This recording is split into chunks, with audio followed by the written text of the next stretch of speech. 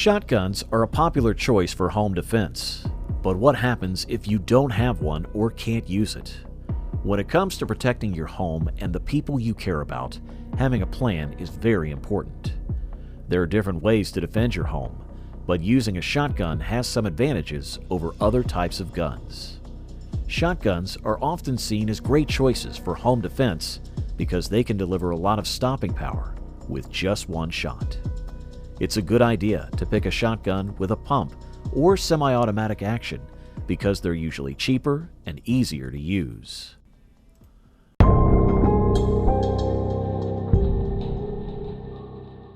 Knowing how to use a shotgun well and having backup plans in case your main defense doesn't work are keys to staying safe in a home defense situation. One of the big benefits of using a shotgun for home defense is that it can stop an intruder effectively with a single shot. Shotguns are especially good at close range, which is important in home defense where you might be dealing with intruders. Another is that shotguns are less likely to shoot through walls and hurt innocent people on the other side compared to other guns. So knowing these advantages can help you make a smart choice when it comes to picking a firearm for home defense. Knowing your backup plans is crucial for being prepared for home defense. This means understanding how to use your shotgun in different situations and having a plan of your first defense doesn't work. This plan might include having another gun ready or knowing how to use things in your home as makeshift weapons. Also, knowing how to store your shotgun safely and access it quickly during a home defense situation is very important. By being prepared with backup plans and knowing what to do, you can improve your chances of keeping yourself and your loved ones safe in a home defense situation. When it comes to having backup options for self-defense at home, many people prefer using a handgun because it's easy to carry and to use. However, there are pros and cons to using a handgun for self-defense.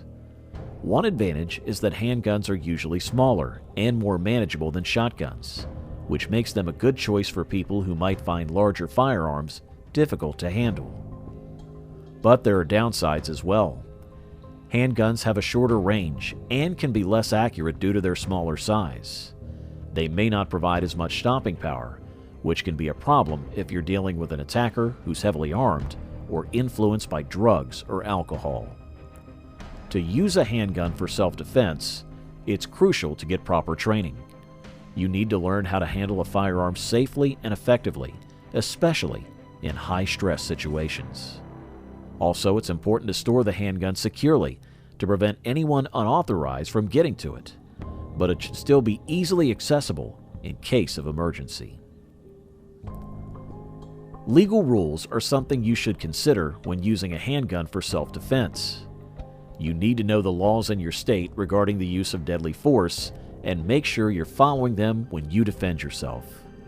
Additionally, be prepared for potential legal and financial consequences. Even if you use a handgun in self-defense, it can lead to legal action and civil lawsuits. So it's important to be aware of these aspects when thinking about using a handgun for self-defense. Many people turn to pepper spray as a backup option for self-defense because it's easy to get and you can carry it discreetly. But it's important to know both the good and not so good things about using pepper spray for self-defense. One of the big advantages is that it can temporarily disable an attacker, giving you a chance to get away or call for help. It's also not lethal, which matters when deadly force isn't needed. However, there are drawbacks. Windy conditions can blow the spray back into your face, and it might not work well on an attacker who's under the influence of drugs or alcohol.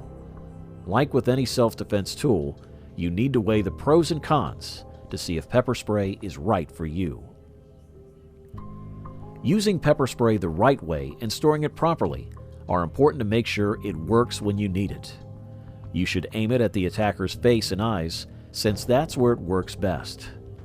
Also, practice using it before a real emergency so you're comfortable with it and know it's working right. When you store pepper spray, keep it in a cool, dry place away from direct sunlight because heat and light can make it less effective over time. You also need to think about the legality of using pepper spray for self-defense. While it's legal in most states, there might be limits on how strong the spray can be or requirements for registration of permits. Research the laws in your state and understand when using pepper spray could be seen as too much force or even illegal. Be aware that there could be legal consequences if the spray injures the attacker. In any self-defense situation, your safety is the priority, and you should use any tool or method to protect yourself. Just remember to also know the legal rules and potential consequences of your actions. Using a blunt object as a backup for self-defense can be a helpful option in some situations. Unlike guns, it's legal to carry blunt objects, and you can usually find them in most homes. Plus, you don't need special training or skills to use them, so they are accessible to a wide range of people. But there are downsides as well. Blunt objects might not be as effective as guns in stopping an attacker, and you have to get close to the attacker, which can be very risky. When you're picking a blunt object for self-defense, choose something sturdy and easy to handle. Common examples include things like baseball bats, crowbars, and frying pans. It's important to practice using the blunt object so you get comfortable with its weight and size. When you're defending yourself with a blunt object, aim for the attacker's weak spots, like their head or knees, to incapacitate them. Remember that there are legal rules to think about when you use a blunt object for self-defense. You should only use lethal force like a blunt object when there's an immediate threat to your life or the lives of others. Also be aware of any state or local laws about using force for self-defense. It's always a good idea to contact the authorities after using a blunt object in self-defense. Report what happened and ask for legal advice to make sure everything is handled correctly. When it comes to protecting your home, it's essential to be well prepared and trained. Knowing your shotgun and how it works is crucial for using it effectively in a high-stress situation.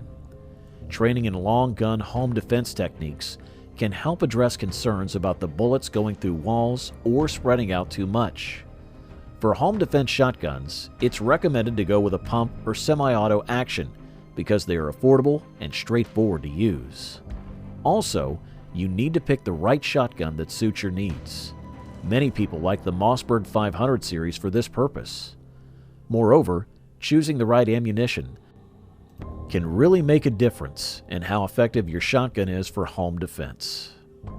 To sum it up, shotguns can be powerful tools for home defense, but you need to use them properly and get the right training. You should think about all factors, including the type of shotgun, the ammunition, and your training to make sure you're prepared for high-stress situations. We thank you for watching this video and hope you enjoyed it. We ask that you share it and subscribe to our channel, and don't forget to hit the bell icon for more videos like this.